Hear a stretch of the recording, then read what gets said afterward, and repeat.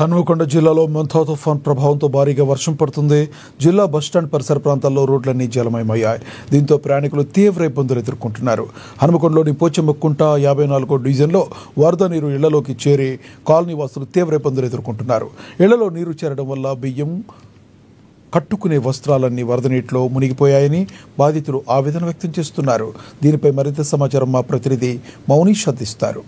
లోని పోచమ్మకుంట ఏరియాలోని 54వ డివిజన్లో ఈ వర్షం కారణంగా అయితే పూర్తిగా జలమయమైంది. ఇంట్లోకి వరద నీరు చేరడంతో ఇక్కడ కాలనీ వాసులు అయితే తీవ్ర ఇబ్బందులు ఎదుర్కొంటున్నారు. ప్రస్తుతం మనం పోచమ్మకుంటలోని 54వ డివిజన్లోనే ఒక ఇంట్లో ఉన్నాము. ఇక్కడ చూసుకుంటే మొత్తంగా వరద నీటితో నిండిపోయిన నేపథ్యం కనిపిస్తుంది. మొత్తంగా ఇంట్లో ఉన్న వంట సామాన్లు అదేవిధంగా అన్ని ఎక్కడ అసలు అక్కడనే నీటిలో నినిగిపోయి అనేక ఇబ్బందులు అయితే ఇక్కడ పడుతున్న నేపథ్యం కనిపిస్తుంది. ప్రస్తుతం లోపడి పోదాం. ఇది మొదటి రూమ్. ఇక్కడ నుంచి వారైతే రెండో రూమ్ లో ఇక్కడ బెడ్రూమ్ ఇది మొత్తం నీటితో నిండిపోవడం వల్ల ఇక్కడ ఉన్న సామాన్లు మొత్తం తీసి వాళ్ళు తెలియజేయబడుతున్నారు. ప్రస్తుతం ఈ వంట రూమ్ లో మొత్తం కూడా సామాన్లు మొత్తం నీటి మునిగే పరిస్థితి పడితే ఒకసారి వాళ్ళతో మాట్లాడడం ఈ విధంగా ఉంది.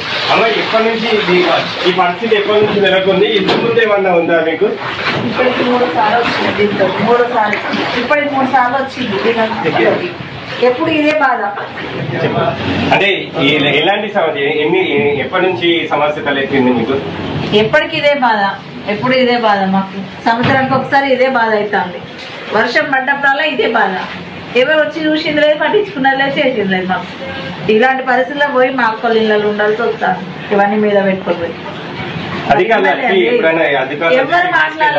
ఎవరు మాట్లాడతలేరు, ఎవరు వస్తలేరు. పక్కనే కార్పొరేటర్ ఉన్నాడు, ఎమ్మెల్యే ఉన్నాడు, ఇక్కడనే ఇవంతా కనబడతలేదా? ఒక్కసారి వచ్చి చూడొచ్చు కదా. మీరు ఎంత ఇబ్బంది పడేది.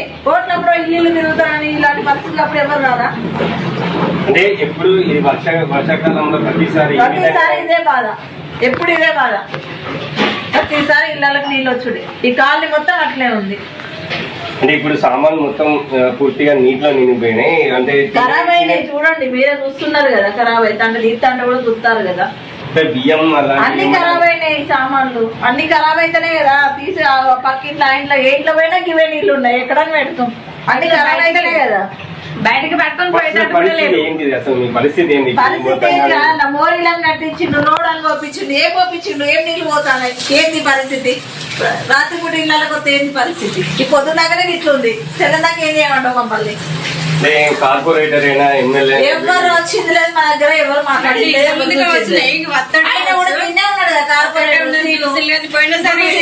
ఇక్కడే ఉన్నాడు ఎమ్మెల్యే కూడా. ఈయన గల్లీ పక్క గల్లే.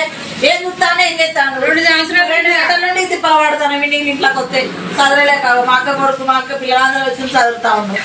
ఏంటి చదివినా ఎడబెడతాం. ఏం సెల్ఫులు ఉన్నాయి పెట్టుకోవడానికి కూడా అన్ని సగం కింద తడిచిపోయింది. ఆ వానలు కూడా కొట్టుకోపోయింది. అన్ని బియ్యం అన్ని పోయినాయి నీళ్ళలోనే. ఇది పరిస్థితి ఇక్కడ హన్మకొండ పోచమ్మకుంటలోనే ఉన్న పరిస్థితి.